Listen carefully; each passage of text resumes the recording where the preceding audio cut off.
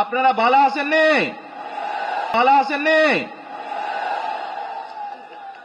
আলহামদুলিল্লাহ। প্রিয় ভাই বোনেরা, এই যে আপনারা এখানে আজকে লক্ষ লক্ষ মানুষ আজ এখানে সমবেত হয়েছেন, এই লক্ষ লক্ষ মানুষ সমবেত হওয়ার এই পরিস্থিতি তৈরি করার জন্য হাজারো মানুষ প্রাণ বিসর্জন দিয়েছে গত 15 বছর।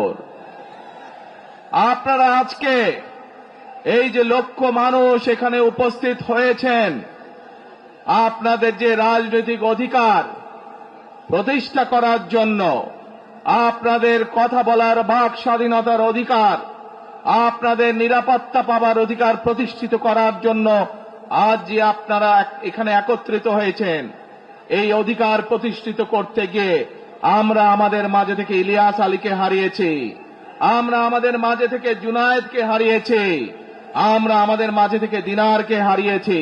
সারা বাংলাদেশে গত 15 বছর 16 বছরে যারা এই দেশ থেকে পালিয়ে গিয়েছে 1 বছর আগে, তারা যখন এই দেশের মানুষের টুটি চেপে ধরেছিল, তারা এই দেশের মানুষের বাক স্বাধীনতা কেড়ে নিয়েছিল, তারা এই দেশের মানুষের ভোটের অধিকার কেড়ে নিয়েছিল, তারা শুধু ভোটের অধিকার কেড়ে নিয়েই সন্তুষ্ট থাকেনি, তারা শুধু সাধারণ মানুষের কথা বলার অধিকার কেড়ে নিয়েই সন্তুষ্ট থাকে নাই, তারা ইলিয়াস আলী, জুনায়েদ, দিদারের মতন শত হাজারো মানুষকে তারা হত্যা করেছিল সেদিন।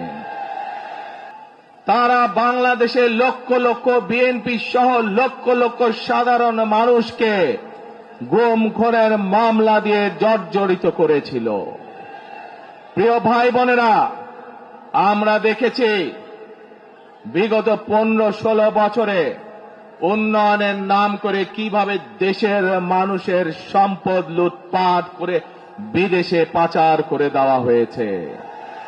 আজকে এই যে ঢাকা থেকে সিলেট বা সিলেট থেকে ঢাকার যে মহাসড়ক, 2005 সালে আমি এসেছিলাম, সুনামগঞ্জে বন্যা হয়েছিল, আমার আসতে লেগেছিল 4.5 ঘন্টার মতন, কিন্তু আজ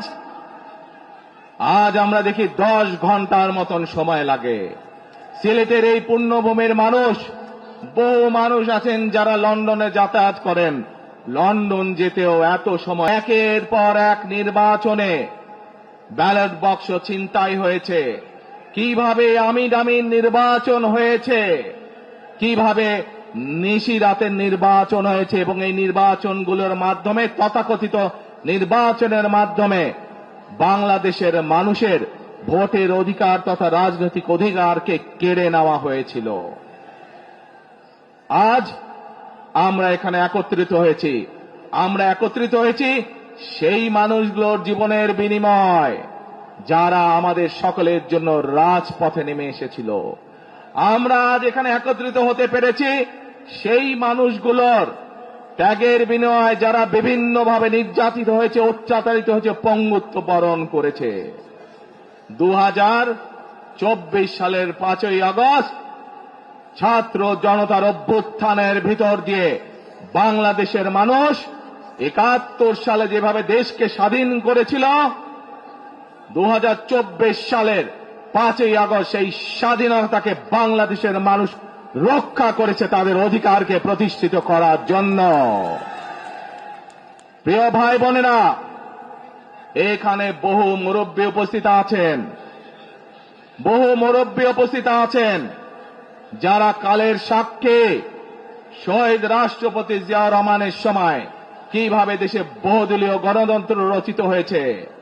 বহু ভাই বোনেরা এখানে উপস্থিত আছেন যারা কালের সাক্ষী দেশ ও নেত্রী খালেদা জিয়ার সময় কিভাবে দেশে সংসদীয় গণতন্ত্রের ভিত্তি রচনা করা হয়েছিল। প্রিয় ভাই বোনেরা, একটু আগে আমি আমার বক্তব্যে বলেছি, ঢাকা সিলেট মহাসড়কের উদাহরণ দিয়ে যে কিভাবে এই দেশের তথাকথিত উন্নয়ন করার নামে দেশ থেকে মানুষের অর্থ লুটপাট করে নিয়ে যাওয়া হয়েছে। আমরা এই অবস্থার পরিবর্তন করতে চাই।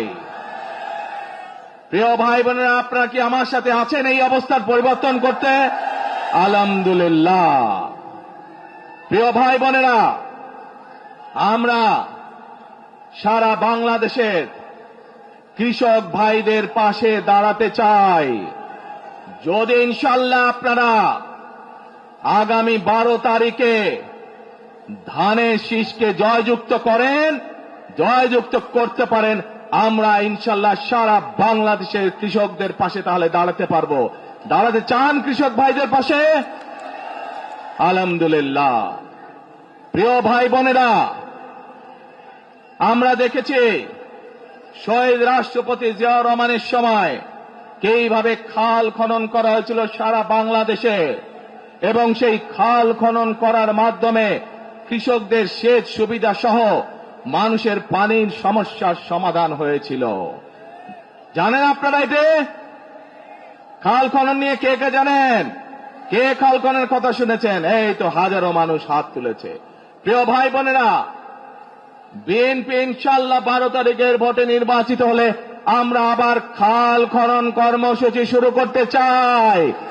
কে সারা দেশে, সিলেটের বালাগঞ্জ সহ সারা দেশে খাল খনন শুরু করতে চাই? কারা কারা খাল খনন করতে চান? আলহামদুলিল্লাহ। আমরা দেশে খাল কাটবো, দেশের নদীতে পানি নিয়ে আসবো, খালে বিলে পানি নিয়ে আসবো। কেন?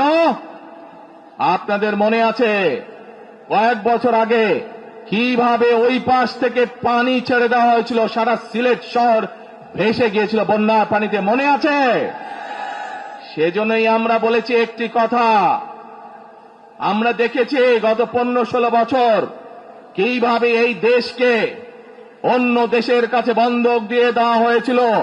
সেজন্যই আমি বলেছি, দিল্লি নয়, পিন্ডি নয়, নয় অন্য কোন দেশ, সবার আগে বাংলাদেশ।